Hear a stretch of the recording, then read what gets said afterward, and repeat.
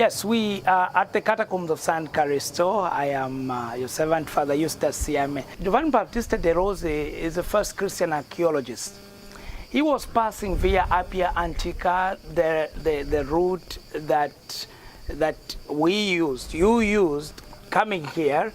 It is the oldest road in Rome. It is older than the times of Jesus because it was about 200 years before Christ that road was made, and it is still standing. Now, in 1849, a 27-year-old Christian archaeologist was walking via Appia Antica, and he was walking in the vineyards here. As he was coming down, he decided to come into the vineyard to just search for something that would guide him into finding the place where the popes were buried. And to his luck, he found a marble stone written Nelius. And being an archaeologist and a historian, he connected that Nelius must be Cornelius. Pope Cornelius was martyred in 253 AD, and with that, he committed himself to making excavations around this area to find out if this is not a place where the popes were buried. He got permission from the Vatican, and the Vatican allowed him. The excavations began in 1852, and were concluded in 1854. The commission was set up under his guidance, and we have the Catacombs of San Callisto because of Giovanni Battista De Rossi. Now, why is it that it took so long for the church to even find out about the catacombs here? Because in the early years of Christianity, the church didn't have its own grounds for burying their own dead. So after some time, because before that time, they were burying everyone in a common graveyard above the ground, and that was at Vatican Hill. That's why even Peter was buried there. Paul was buried in Via Ostensia. That is where we have San Paolo, the Basilica of San Paolo. And that place, even the Vatican Hill, was called Necropolis, the city of the dead. Necro meaning dead, and polis, the city. So it was the city of the dead. And that city of the dead was very bad, was a very bad name for the Christians, you know. The Christians didn't want to be buried at the city of the dead. For them, a person, a believer, does not die. So a believer just sleeps. So they preferred to call their own burial grounds dormitories. So they had to look for dormitories. Domi means sleep, to sleep. And so dormire, to sleep. So dormitory was to be found for the Christians, not a city of the dead. The church later on acquired this land, and it was in the second century AD, and this place was entrusted to San Callisto, a Christian, a deacon at the time. San Callisto was entrusted with the administration of these grounds so that he could help find the engineers who could dig down, because catacombe means cata, under, combe, hole under. So they had to make a hole under, catacomb, so that Christians could be buried there. And even non-Christians who didn't have a place to bury their own dead. That is why the grounds of San Callisto buried about 500,000 people here, most of whom were children, 40% being children. And the whole area is about a stretch of 20 kilometers. If we are to go around the whole area of the catacombs, it's a stretch of 20 kilometers. Going down 20 meters deep. There are 4 levels. They were digging like this. They would start burying. After digging a bit down, they bury the people, and when that place would be full, they keep going down. So the first level is up a bit, and then the second level, the third level, and the fourth level down below. As I guide you down there where cameras are not allowed, you will see that the place is quite deep, and it maintains 15 degrees.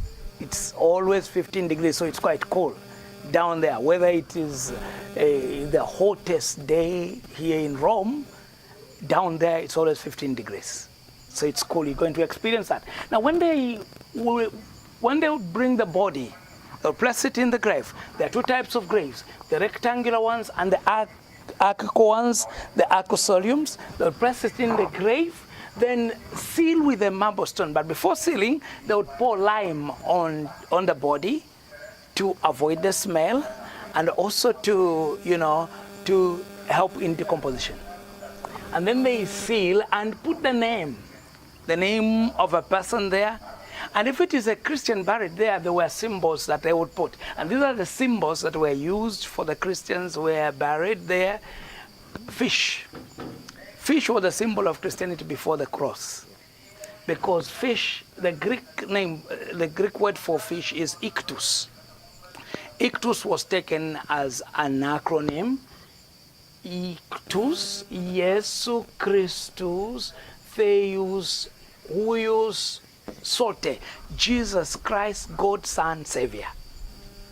Jesus Christ, God's Son, Savior. So every Christian understood that this was a symbol of Christianity. So if you find this symbol on a grave, or the words of the name of a fish on a grave, you know it's a Christian who has been buried there.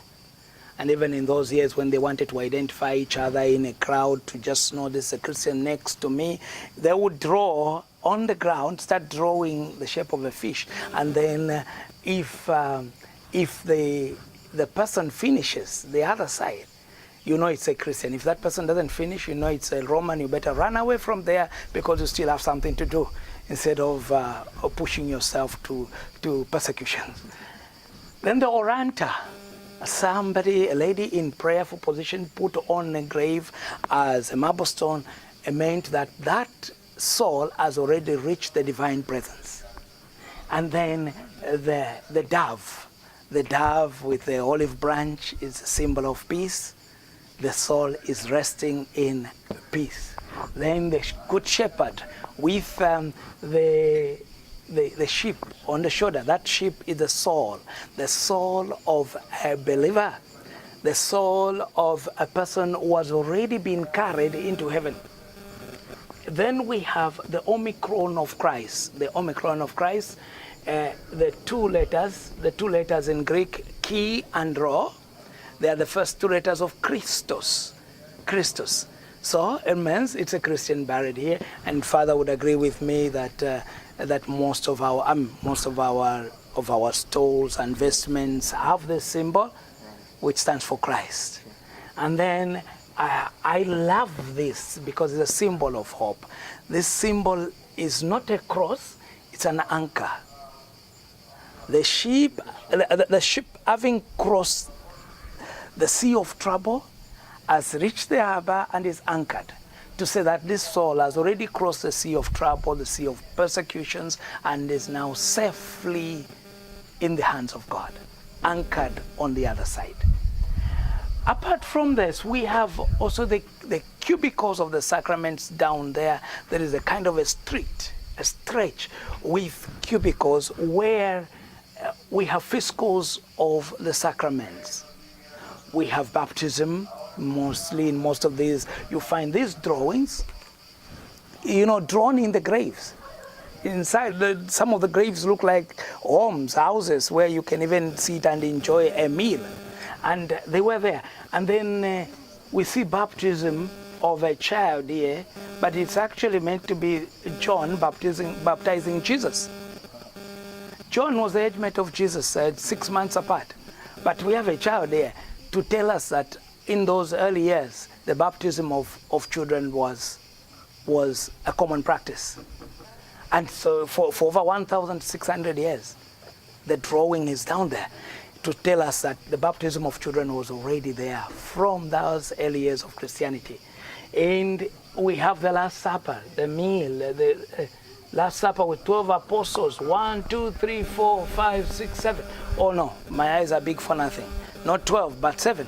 The number 7 in the Bible stands for perfection, completeness, something that is perfect. So this meal, the Eucharistic meal, is a prefiguring of the meal that we would have in heaven, a perfect meal. So drawn in the grave, it shows that the person here who has been partaking in the Eucharist has reached a perfect community where a meal will be taken in tranquility, because we do receive communion here on earth. We join the Eucharist, but most of the times our hearts are troubled. We are worried about even the person who is standing next to me, because I don't know whether this one is my enemy or not. We receive communion with troubled hearts, but here is a perfect community where people eat without any trouble. On this mountain, the Lord our God will prepare a banquet for all people. And that mountain is in heaven, where there is a perfect community, where there are no quarrels, there's no trouble of any sort. And this is what we find down there. And that's the reason for the number 7. You know, we have heard of the story of Jonah. The story of Jonah is interpreted in many ways. People give a fish having swallowed Jonah. That would have been a very light thing. But the Bible actually talks of not a fish, but a sea monster. One of the most aggressive creatures in the sea was tamed by God, used by God to swallow Jonah and keep him safe and spit him out the other side. So we have the shape of the sea monster here. It's a sea monster, the most aggressive of creatures. And we know if there is anything that a human being fears is death. That's the most aggressive of realities. That the worst that can ever happen to somebody is death. Somebody asked me, but Father, no, it cannot be death. And if somebody is raped, that is worse than death. I said, even rape is death. Because everything comes to a standstill in your life. You feel like you are dead. So anything connected to death is the worst thing that can ever happen to you. But this is it's a sign of our own hope. To say even the worst is not worst enough for God. that for God, He can use even what seems to be the worst to achieve His own end. Death becomes new life for us. So we don't die. No, we are just kept for a while by that sea monster. But after 3 days, we come back to life. Just as Jonah came back to life after 3 days, as the Son of Man was in the belly of the fish, in the belly of the earth for 3 days. So he came out to life to say, my dear Christian, don't worry. It's not the end. No, you have a life. Even what seems to be the end is not the end for us. Because the very worst of a situation, the worst of a situation can be used by God for our own good. All things work together for good for those who love Him, who are called according to His purpose. Romans chapter 8 verse 28 is what we can give as an interpretation here. The worst that happened to Joseph in the book of Genesis, chapter 37 to chapter 50 is all the story of Joseph, with only 1 or 2 chapters interrupting there. But we hear the ending of that story. Joseph, who felt the worst had happened to him, thrown into a pit, sold to the Ishmaelites, never to see his own parents, his own father again. But what was seen as the worst becomes something good. And you know what? Joseph is able to say in chapter 50 verse 20, you meant to do evil, but God turned it into something good. What seems to be terrible turns out to be something that God uses for your own achievement in life, for your own good in life. So we have stories of hope down there. And definitely as you go around the Catacombs of San Callisto, you learn something very big. Then we have the crypt of the popes. About 16 popes were buried in these catacombs. 16 of them. And in one crypt we have about 9, but those who are known as 6. Those who are known as 6. And why? Because we had marble stones remaining of those popes after the destruction that took place in the 9th century. In the 9th century, the barbarians came and attacked the catacombs. And they vandalized, they ransacked the tombs, expecting to find, some precious stones. To their disappointment, they didn't find anything. Because mostly the people who were buried here were poor people. Most of those saints were poor people. And we had the popes here. Of course, we had some rich people who were buried here. And those rich people were giving money to the church in order for the church to pay the engineers who were digging the graves for the poor. So we are going to see the crypt of the popes, where the popes were buried, where Pope Sixtus was buried. While he was celebrating Mass here, something happened. He came down to join the other popes who are buried here. He came down with 4 other deacons to celebrate Mass. And while he was on his way for the Mass, he came down here, and while he was celebrating Mass here, I will show you the exact place where he was celebrating Mass. The Romans came. That was 258 AD, on the 7th of August, 258. They came and found him here. They arrested him with 4 other deacons, and within hours he was sentenced to death, the shortest ever conviction, sentenced to death, and chopped off his head together with the other 4 deacons. When the Christians came to know about it, they took his body and brought it in here at San Callisto, in this crypt, and he was buried here.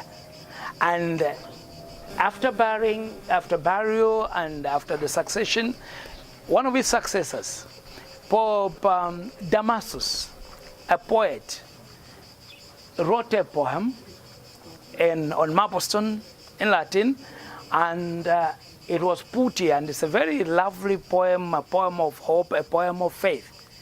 It says, if you are searching for them, here lies united an army of saints. So it was not just about the popes here, it was about everyone who is buried down there. Here lies united an army of saints.